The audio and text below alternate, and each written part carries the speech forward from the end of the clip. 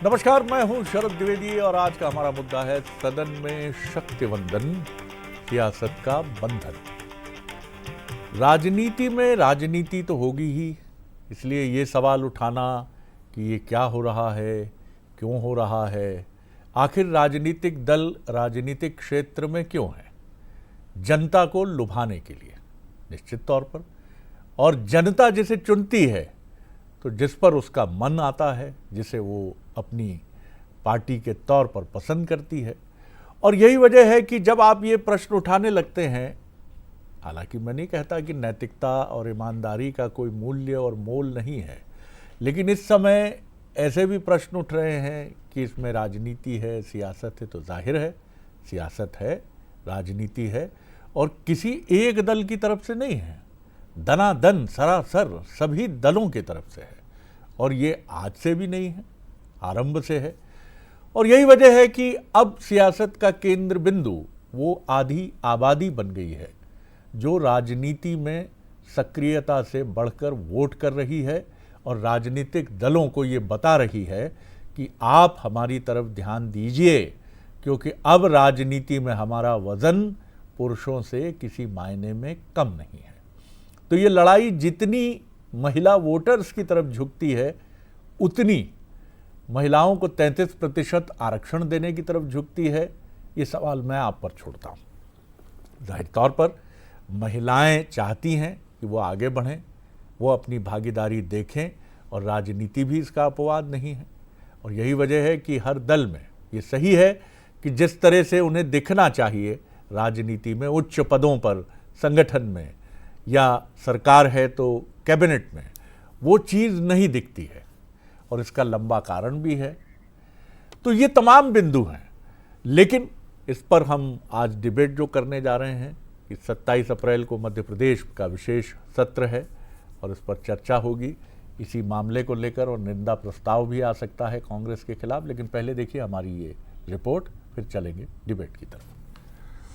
27 अप्रैल को मध्य प्रदेश विधानसभा का एक दिन का विशेष सत्र बुलाया गया है। विधानसभा सचिवालय ने इसकी अधिसूचना जारी कर दी है। इस सत्र का फोकस होगा नारी शक्ति बंधन, जहां महिलाओं के विकास, सशक्तिकरण और आरक्षण जैसे मुद्दों पर चर्चा होगी। सभी विधायकों की मौजूदगी में ये बहस सिर्फ नीति की ही नहीं होगी, ये सियासी संदेश भी तय करेगी। सत्ता पक्ष इसे महिलाओं के अधिकारों की लड़ाई कह रहा है और दावा कर रहा है कि सड़क से लेकर सदन तक विपक्ष को बेनकाब किया जाएगा। वहीं कांग्रेस इसे सियासी नौटंकी करार दे रही है।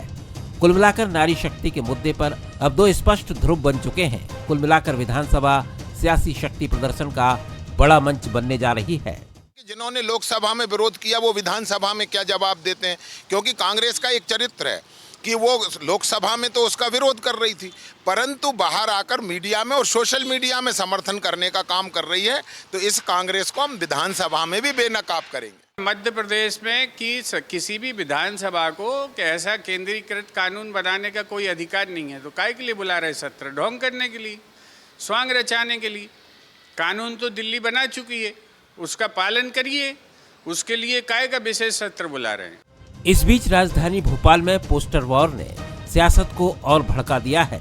पोस्टर में जहां एक तरफ मैजिशियन कंप्रोमाइज जैसे शब्दों के जरिए तंज कसा गया है, वहीं दूसरे पोस्टर में विपक्षी नेताओं को परजीवी बताया गया है, जिसने महिला आरक्षण की बहस को और ज्यादा तीखा बना दिया है। वहीं कांग्रेस आईटी सेल के कार्यकर्ताओं की गिरफ्तारी ने इस पूरे विवाद को नया मोड़ दे दिया है।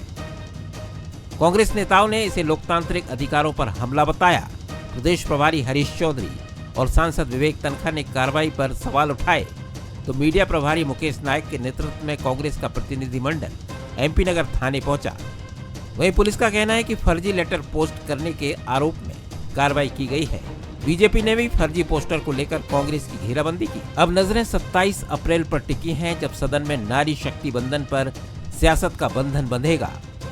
तभी साफ होगा कि विशेष सत्र महिलाओं को क्या नई ताकत देगा, या फिर ये सिर्फ सियासी ताकत दिखाने का मंच बनकर रह जाएगा। फिलहाल इतना तय है कि नारी शक्ति के नाम पर शुरू हुई ये बहस अब पूरी तरह सियासी रंग में बदल चुकी है।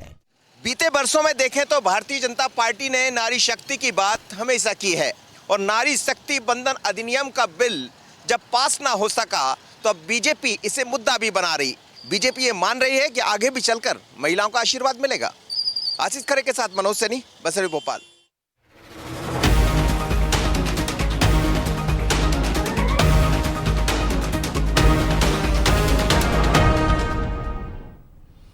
तो देखा आपने, तमाम मसला आपके सामने है। विपक्ष का कहना है, जिसका नेतृत्व कांग्रेस कर रही है, कि 2023 का जो पारित कानून है, इस पर राष्ट्रपति भी हस्ताक्षर कर चुके हैं, वो कहाँ गया? वो लेकर आते, उसे लेकर आगे बढ़ते, उसे लेकर सब सहमत हैं और दोनों सदनों से वो पारित हो चुका है।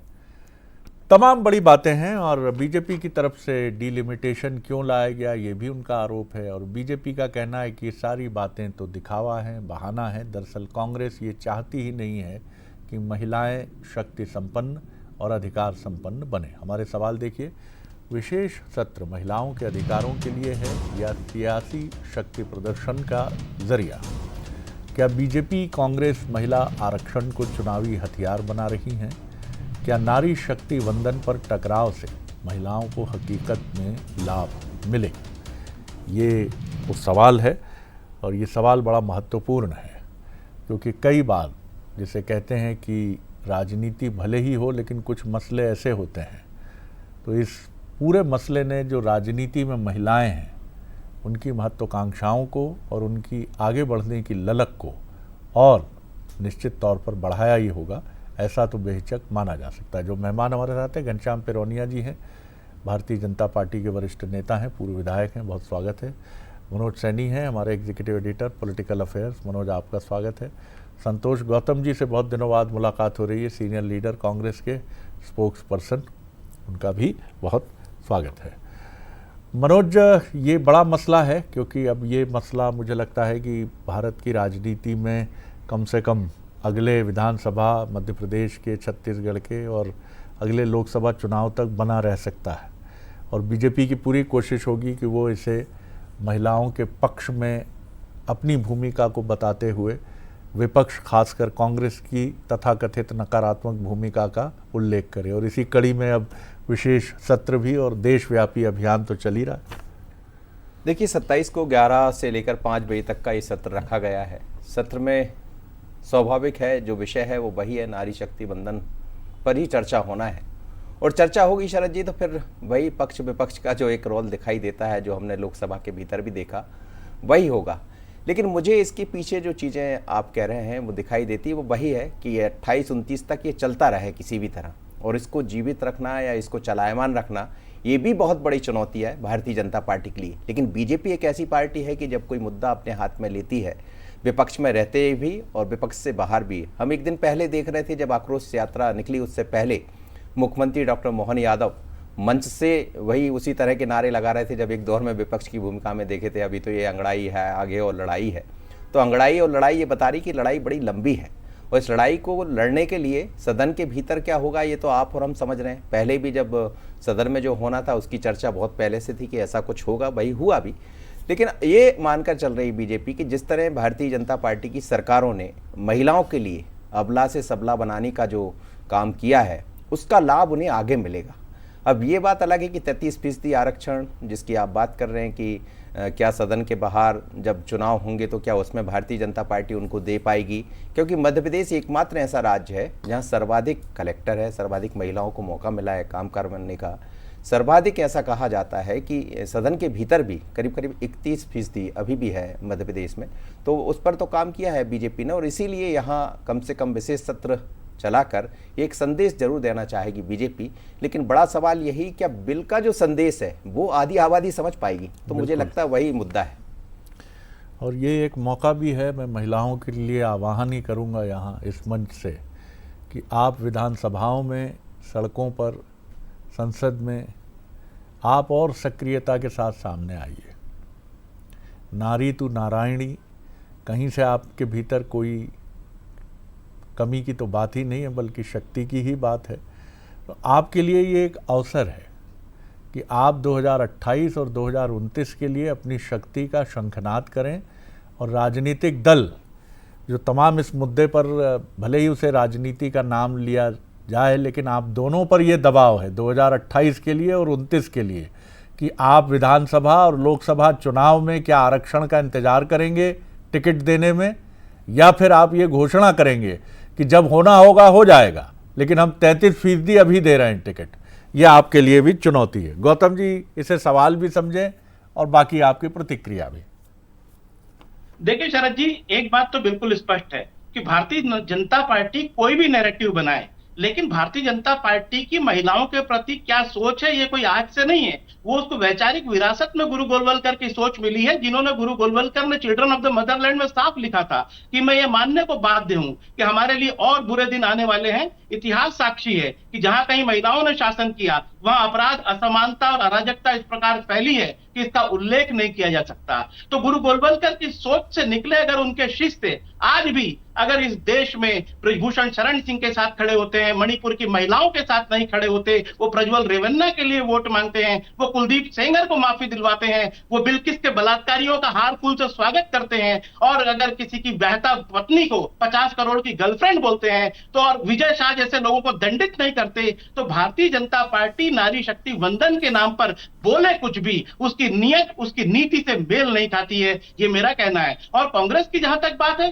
कांग्रेस के नेतृत्व में नेहरू जी जब प्रधानमंत्री बने तो भारत चुनिंदा उन देशों में है जिन्होंने महिलाओं को मताधिकार के लिए संघर्ष नहीं करने दिया, पुरुषों के साथ भी उनको मताधिकार दे दिया, जबकि दुनिया के कई विकसित देशों में भी महिलाओं को अपने मताधिकार के लिए लंबा संघर्ष करना पड़ा है। और नारी शक्ति वंदन अधिनियम की जिसकी बात कर रहे हैं, 2023 में कांग्रेस पार्टी पूर्ण समर्थन कर चुकी है। लेकिन नरेंद्र मोदी जी का यह कहना है कि मेरे पास अभी 543 आम है, महिलाओं को कह रहे हैं टोकरी में मेरी, लेकिन जब तक ये 800 आम नहीं होंगे मैं आपको नहीं देने वाला। ये कौन सी विधा है? आप 543 में आरक्षण दे दीजिए, कांग्रेस ने तो कहा है कि 543 में अभी कर दो, हम आपको पूरा समर्थन देने को तैयार हैं। लेकिन चूंकि इनको पता है कि इनकी लोकप्रियता घटती जा रही है, इनको अपने दम पर पूर्ण बहुमत नहीं मिल पाया, तो अगले चुनाव में अपने हिसाब से परिसीमन करवा लें, मनमाना परिसीमन, और चुनाव जीतने की कवायदे कर लें। इसलिए 800 सीटों का बहाना ले रहे हैं। अरे भाई, अगर आपको महिलाओं की इतनी चिंता है तो 543 में आपको आरक्षण देने में आपकी भी क्या चिंता दिक्कत की आ बात रही है? कर लीजिए गौतम साहब। चलिए ठीक है, आप जो आरोप लगा रहे हैं वो राजनीतिक आरोप हैं या क्या है, मैं उस पर नहीं जाऊंगा,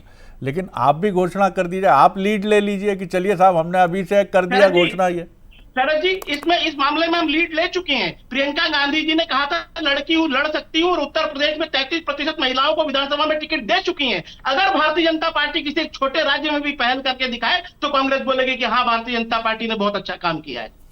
चलिए, अब बारी है घनश्याम जी आपकी। तमाम आरोपों की बिल्कुल रफ्तार से दनादन चल रहे थे। संतोष, गौतम जी, एक के बाद एक जवाब दीजिए आप सिलसिलेवार। जी घनश्याम जी। गौतम जी ने अभी सबसे पहले राष्ट्रीय स्वयंसेवक संघ के द्वितीय सरसंघ चालक परम पूजनीय माधव सदाशिवराव गोलवलकर जी के कुछ वचनों को इंगित किया है।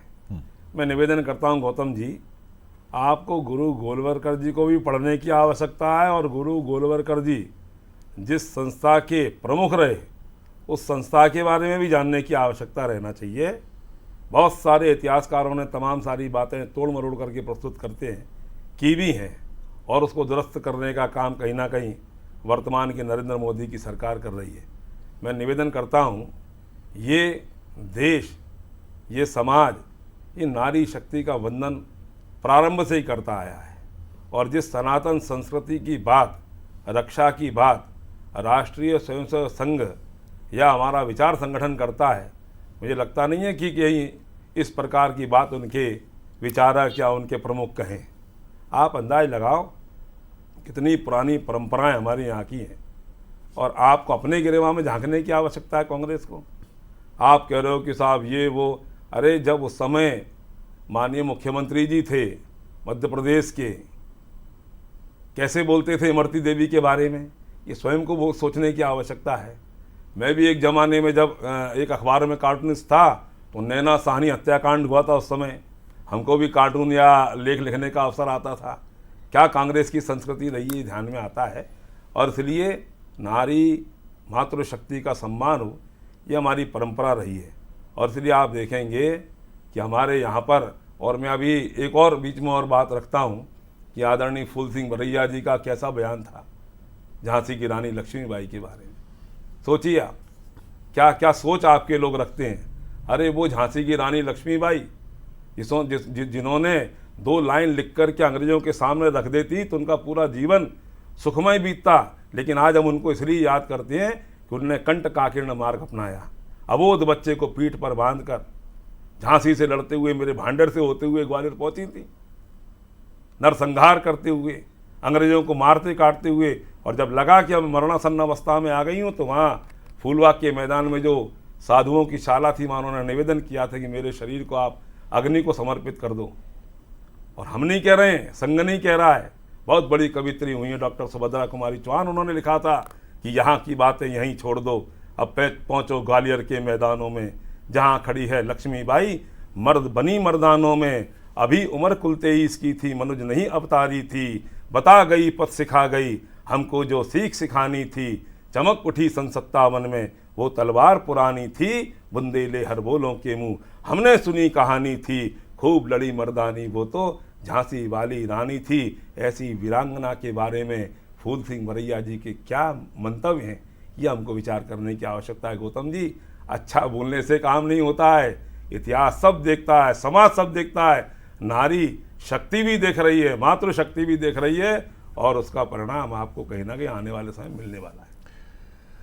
एक विषय छिड़ा है तो मैं एक जानकारी शेयर कर रहा हूँ आप सभी के साथ, और ये बाबूलाल गौर जी ने ये बात, इस रहस्योद्घाटन किया था कि 1971 में जब बांग्लादेश बनने जा रहा था तो ये बात अटल बिहारी वाजपेयी ने तत्कालीन प्रधानमंत्री के लिए नहीं कही थी, गुरु गोलवलकर ने कही थी कि वो तो दुर्गा है। और ये बात तब कही थी जब इंदिरा जी ने अटल जी को संघ भेजा था, संघ मुख्यालय, और कहा था कि संघ का समर्थन चाहिए हमें। और जब अटल जी वहाँ पहुँचे तो गोलवलकर जी ने कहा कि जाकर कहो उनसे कि वो दुर्गा का काम कर रही हैं। मैं इसको किसी और संदर्भ में नहीं कह रहा हूँ, ना इसके कोई अर्थ निकालने के लिए कह रहा हूँ, सिर्फ एक प्रसंगवश इसका जिक्र किया। और स्त्री की शक्ति और उसमें कहीं कोई, लेकिन विषय ये है कि चूंकि एक बहस छिड़ गई है मनोज स्त्रियों को लेकर, उनके अधिकारों को लेकर, और उन्होंने हर जगह प्रमाणित किया है, चाहे गूगल की सीईओ की बात करें या देश की प्रधानमंत्री के रूप में बात करें या अभी वर्ल्ड कप जीतने वाली हमारी क्रिकेट टीम की बात करें, कहीं भी स्त्रियों की कोई शक्ति किसी से कम नहीं है। अब प्रश्न ये है कि तमाम बहस चलती रहे लेकिन स्त्रियों का भला भी हो जाए, और भला तब हो जाए कि जब बात सही है, उनको रिप्रेजेंटेशन मिले। आप तय कर दीजिए, बीजेपी ने संगठन में घोषणा कर दी है, बाकी राजनीतिक दल भी आगे आएँ। जैसा संतोष जी कह रहे थे उत्तर प्रदेश में 33%, तो उत्तर प्रदेश ही क्यों, मध्य प्रदेश भी, छत्तीसगढ़ भी, जहां आप चुनाव लड़ने जा रहे हैं वहां भी आप घोषणा करें और यही बीजेपी करे।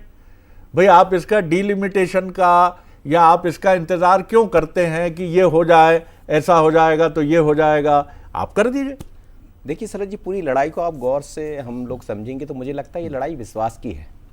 और आधी आबादी पर विश्वास किसका है? तो मुझे लगता है बीजेपी ऐसा मानकर चल रही है कि आधी आबादी पर हमारा विश्वास ज़्यादा है और हम पर उनका विश्वास ज़्यादा है, क्योंकि ये जगह जगह जैसे नारी हूँ लड़ सकती हूँ, लड़की हूँ लड़ सकती हूँ, जो नारा प्रियंका गांधी जी ने दिया, लेकिन रिजल्ट विपरीत आया। वहाँ से रिजल्ट में आधी आबादी ने ही बीजेपी का साथ दिया, तो वहाँ मुझे लगा कि बीजेपी के साथ नारी को लगा कि मैं लड़ सकती हूँ। उत्तर प्रदेश एक आधारविहीन राज्य है जी वही। हाँ। नहीं बाकी राज्यों में हम देखें, हाँ, ऐसे नारों के लिए बहुत ज्यादा वो असर नहीं करते, लेकिन पूरे राज्य जहाँ भी चुनाव हुए तो वहाँ आधी आबादी ने, और बीजेपी के पास शायद यही सबसे बड़ी ताकत है, यही समझ रही बीजेपी। लेकिन अब ये मुद्दा छिड़ने से आप इससे तो सहमत होंगे कि राजनीतिक दलों ने एक दबाव ले लिया, विशेषकर बीजेपी और कांग्रेस ने। बिल्कुल। अब अगले चुनाव में या निकाय के चुनाव में या पंचायत चुनाव में, पंचायत में तो है ही आरक्षण, आपसे ये सवाल तो पूछा जाएगा कितने टिकट। 100%, मतलब ठहरे हुए पानी में आपने कंकर मार दिया। हाँ। तो आप जो कह रहे हैं बिल्कुल निश्चित रूप से, और ये दबाव अब दोनों पार्टी के भीतर नजर भी आ रहा है सर जी। आप देखिए कि शायद इसी बात को लेकर दोनों दल लगे हुए, पर आने वाले दिनों में बीजेपी की भी अपनी तैयारियां हैं। जीतू पटवारी अभी कह रहे थे, 2 दिन पहले उनकी बैठक चल रही थी, तो उन्होंने कहा कि आप बहनें आप अपने लोगों को क्यों आगे लेकर नहीं आना चाहती। तो दबाव तो दिख रहा है साफ तौर पर। अब पर दबाव में कौन कितना आएगा और कितना 33% की जो बात करें, देखिए चर्चा है, चर्चा आकर खत्म हो जाएगी, इस सदन के भीतर हो या उस सदन के भीतर, लेकिन सड़क पर कितने दिन आप उसको बनाकर रख सकते हैं और विश्वास किसका जीत सकते हैं। बड़ा सवाल यही है कि 28-29 में जब आप ये मुद्दा लेकर जाएंगे एक पक्ष में और एक कहेगा नहीं नहीं हम तो साथ हैं, तो आपसे लोग पूछेंगे, मीडिया विशेषकर पूछेगा कि आपकी सीट्स बता दीजिए, कितनी कितनी दे रहे हैं आप महिलाओं को। गौतम जी, ये सवाल तो आपने अब उठा दिया बीजेपी और आपने कि महिलाओं की नुमाइंदगी कितनी होगी, और ये सवाल अब पूछा ही जाएगा कि भैया आप जब बात कर रहे हैं तो पहले आप ये बताइए कि अच्छे काम की शुरुआत घर से ही होती है, तो आप अपने यहाँ बताइए, बीजेपी आप बताइए, कांग्रेस आप बताइए। निश्चित रूप से शरद जी, मैंने तो आपको उदाहरण उत्तर प्रदेश का इसलिए दिया कि हमने कम से कम इस मामले में पहल की है। क्या भारतीय जनता पार्टी एक भी उदाहरण ऐसा बता सकती है कि उन्होंने इस प्रकार की कोई पहल की है? हमारे राजीव गांधी जी के जमाने से ही हम लोग इस महिला आरक्षण पर काम करते रहे, और तब वो कौन विरोध करता था? यही भारतीय जनता पार्टी विरोध करती थी। आपको मैं बता दूं, जानकारी दे दूं, हमेशा अटकाने का काम किसने किया? भारतीय जनता पार्टी ने। इसी पिछले जो कार्यकाल था नरेंद्र मोदी जी का, सोनिया गांधी जी ने और राहुल गांधी जी ने दोनों ने पत्र लिखकर मांग की कि महिला आरक्षण का 33% जो आरक्षण है उसको तत्काल लागू किया जाए। तो नरेंद्र मोदी जी क्यों इंतजार कर रहे हैं परिसीमन को, और क्यों अटका के रखना चाहते हैं? दरअसल ये लोग, मैंने बोला ना कि गुरु गोलवलकर की सोच से निकले हैं। मुझे घनश्याम पिरोनिया जी ने कहा कि आपको राष्ट्रीय स्वयंसेवक संघ के विचारों को जानना जरूरी है। वो तो मैंने पूरी बात इसलिए नहीं की कि आज चर्चा इस संदर्भ में, अगर मैं गुरु गोलवलकर के पूरे विचारों की पोल खोलूंगा तो भारतीय जनता पार्टी और आरएसएस की पूरी पोल खुल जाएगी। गुजरात विश्वविद्यालय में आपको जानकारी नहीं है। आपको है ना पढ़ना चाहिए, संघ को समझना चाहिए, और संघ को समझना है तो संघ की शाखा में जाना चाहिए, तब समझ में आएगा। संघ ऐसे समझ में नहीं आता है, और इसलिए कुछ तो भी बोलना वो तो आप यही कहेंगे कि ये उसमें थे, लेकिन साबित हुआ क्या आज तक? नहीं शरद जी, आज तक साबित हो पाया क्या? ये इसलिए विचार आपको विचार करना चाहिए। आप क्या कह रहे हैं? अगर मेरी बात पूरी नहीं हुई तो मैं आपको भी बात कहने नहीं दूंगा अपनी। मैं अपनी बात कहना चाहता हूं। मैं कह रहा हूं कि हम आरएसएस की शाखा में क्यों जाएंगे? हमने तो देश को आजादी दिलाई है। क्या हम अंग्रेजों से भत्ते लेते थे, हम तलवे चाटते थे, हम आजादी के आंदोलन के विरोधी थे? तो डॉक्टर हेडगेवार जी भी कांग्रेस के सदस्य थे, उन्होंने भी देश की आजादी में भाग लिया, और केवल आपने या केवल आपकी पार्टी ने किया है। कांग्रेस एक प्लेटफॉर्म थी, और उस प्लेटफॉर्म होने के नाते सब राष्ट्रवादी लोग उसमें लड़ रहे थे, अंग्रेजों को भगाने का काम कर रहे थे। ये श्रेय लेने की आवश्यकता नहीं रहना चाहिए कि हमने आजाद कराया देश को। देश को आजाद कराने में सारे लोग एक साथ खड़े होकर के काम। सुन लीजिए उनको, सुन लीजिए, मैं आता हूं आपकी तरफ। घनश्याम जी, घनश्याम जी, कांग्रेस, मेरा आग्रह है, आप दोनों से आग्रह है कि आप महापुरुषों की तरफ जो है इस भाषा के साथ का काम कर रहे हैं, आग्रह है स्वयंसेवक संघ के। और आप सुने, नेहरू जी ने भी संघ के हमारे कार्यकर्ताओं को, हमारे संयोजकों को परेड में शामिल करने के लिए बुलाया था।